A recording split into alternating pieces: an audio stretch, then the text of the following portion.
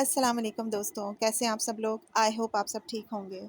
حضرت آدم علیہ السلام کی دنیا میں آنے کے بعد ان کی اولاد خوب پھلی پھولی، لیکن ایک مدت گزر جانے کے بعد وہ ایک خدا کو بھول چکے تھے اور صرف اللہ کی عبادت کرنے کے بجائے انہوں نے مٹی اور پتھر کے کئی خدا بنا لیے تھے۔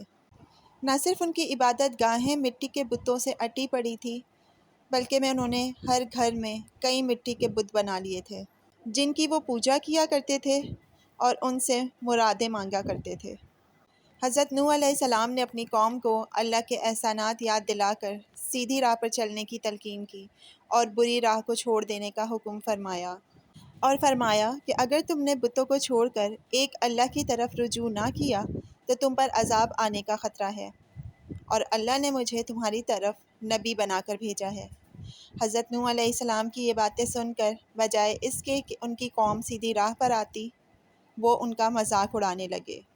حضرت نوح علیہ السلام نے اپنی قوم کو اللہ کے احسانات جتلائے اور ان سے کہا کہ ایک اللہ کی طرف رجوع کرو اور اپنے بیکار بتوں کی پرستش کرنا چھوڑ دو، اور میں تم سے اس کی کوئی اجرت نہیں مانگتا، بلکہ تمہاری ہی بھلائی کے لیے تمہیں نصیحت کرتا ہوں۔ حضرت نوح علیہ السلام نے 950 سال تقریباً ان لوگوں کی تبلیغ کی اور کوشش کی کہ یہ راہ راست پر آ جائیں، مگر ان لوگوں پر کوئی بھی اثر نہ ہوا۔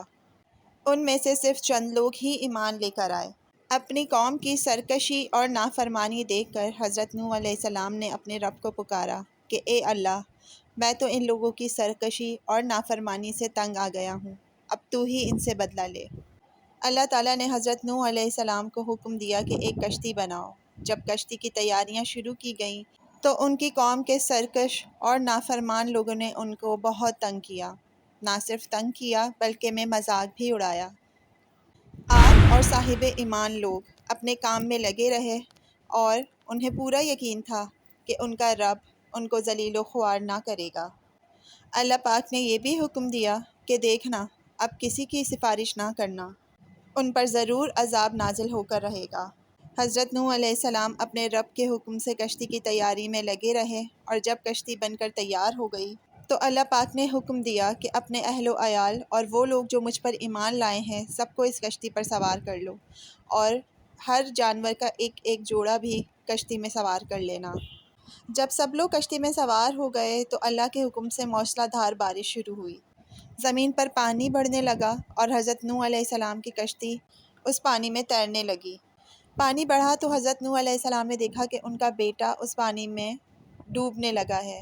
یہ ان کی وہ اولاد تھی جو ایمان نہیں لے کر آیا تھا۔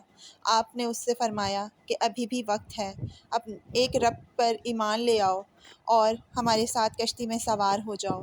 لیکن وہ اس وقت بھی سرکشی میں چور تھا اور کہنے لگا کہ آپ جائیں، میں کوئی پہاڑ کی چوٹی ڈھونڈ لوں گا اور وہاں جا کے اپنی جان بچا لوں گا۔ پانی تھا کہ تھمنے کا نام ہی نہ لے رہا تھا۔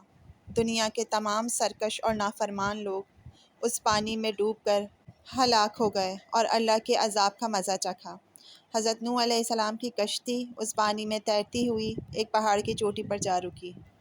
اب اللہ کے حکم سے سیلاب رک گیا اور زمین نے سارا پانی اپنے اندر جذب کر لیا۔